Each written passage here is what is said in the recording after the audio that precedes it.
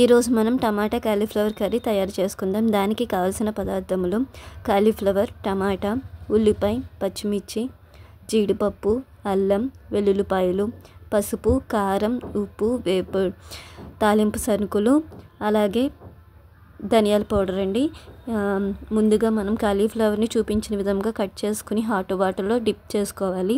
తర్వాత ఒక కుక్కర్ తీసుకుని ఈ డిప్ చేసుకున్న కాలీఫ్లవర్ని అందులో వేసుకుని అవి ములిగేంత వరకు వాటర్ అయితే పోసుకోవాలండి.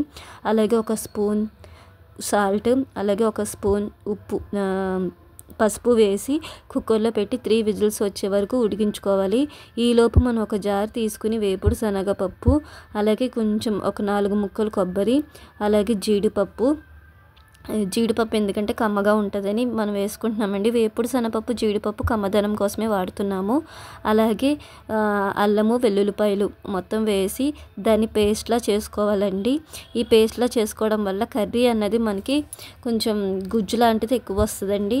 ఈలోపు మనం ఒక ప్యాన్ తీసుకుని ఆయిల్ వేసుకుని అది హీట్ ఎక్కిన తర్వాత 2 లవంగం ముక్కలు, ఒక యాలకి, ఒక ఆకు వేసుకుని తాలింపు సరుకులు వేసుకుని వేయించుకోవాలండి. ఇదంతా ప్రాసెస్ మనం మీడియం ఫ్లేమ్లోనే చేసుకుంటామండి. మీడియం ఫ్లేమ్లో చేస్తే ఏ కూరైనా రుచిగా ఉంటుందండి. అలాగే కూర గమ్ముని మాడకుండా కూడా ఉంటుందండి. అలాగే మనం ముందుగా కట్ చేసుకున్న ఉల్లిపాయ, పచ్చిమిర్చి వేసి డీప్గా వేయించుకోవాలండి.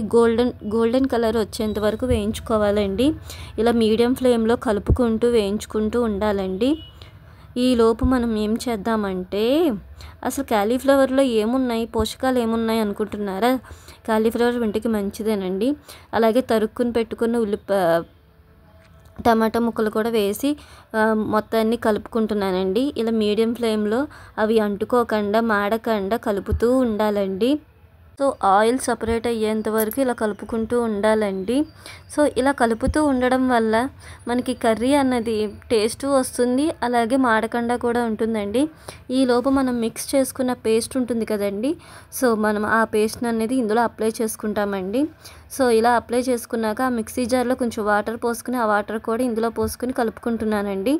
సో వాటర్ మనకి పడుతుందండి, ఎందుకంటే మనం కాలీఫ్లవర్ ముక్కలు వేయాలి, ఇవంతా మగ్గాలి కాబట్టి వాటర్ అయితే పడుతుందండి. సో ఇవంతా ములిగేంత వరకు అంటుకోకుండా ఇక్కడ చూపించిన విధంగా కలుపుకుంటూ ఉండాలండి. ఈలోపు కుక్ అయిన కాలీఫ్లవర్ని మనం వడపోసుకుందాము. సో ఇలా బెజ్జాల దాంట్లో వడపోసుకుని పక్కన పెట్టుకోవాలి. ఈలోపు మనం అక్కడ మగ్గుతుంది చూడండి. ఇందులో ఇందాక మనం సాల్ట్ కొంచెమే వేసాం, అందులో వేసాం కానీ ఇందులో వేయలేదు కదండి. సో ముక్కలకి సరిపడగా సాల్ట్, అలాగే కొంచెం కారం, ఒక స్పూన్ కారం, అలాగే కొంచెం మసాలా పొడి వేస్తున్నానండి, ధనియాల పొడి వేస్తున్నానండి. సో ఇందులో నేను ధనియాల పొడి మాత్రమే వాడుతున్నానండి. ఇన్ కేస్ మీకు చాట్ మసాలా కానీ ఏమైనా గరం మసాలా కానీ కూడా ఉంటే వేసుకోవచ్చు. ఇంకో కొంచెం పసుపు కూడా వేసానండి. సో మసాలా పొడి కూడా నేను లైట్గా వేస్తున్నానండి టేస్ట్ కోసమని. సో ధనియాల పొడి, మసాలా పొడి 2 వేసానండి.